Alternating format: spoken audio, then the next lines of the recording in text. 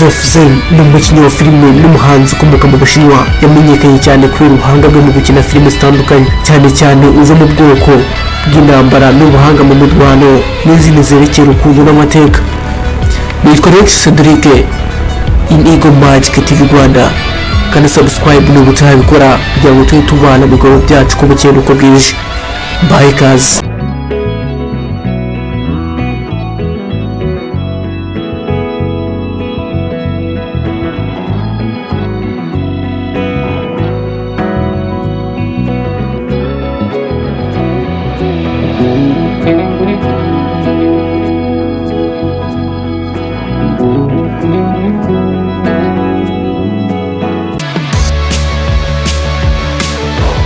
Yavutse ku itariki 9 Ukwakira mu 1996 avukira mu ntara ya Guangdong mu Bushinwa. Yatangiye urugendo rwe rwa muzika mu mwaka wa 14 ari umwe mu bagize itsinda ry'abasore.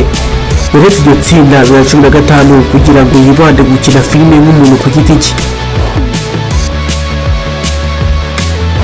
Yatangiye gukina filime mu mwaka wa 16 agaragara muri filime yise Happy Meeting ndetse na filime y'Imirwano yitwaga Out of Control. Yakinnye ndetse na filime yitwa Fight of Destiny.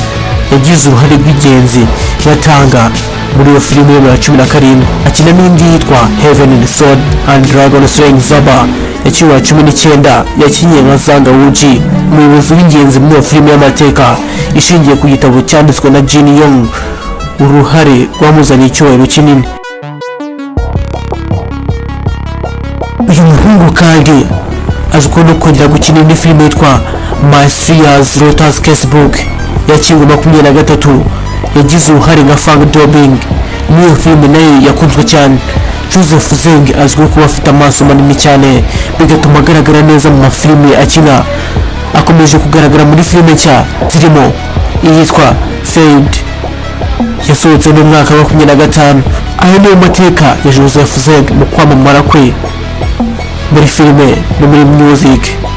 Irakana subscribe yikande kugira ngo tujye tubana ngono byacu ko bukeye uko bwije.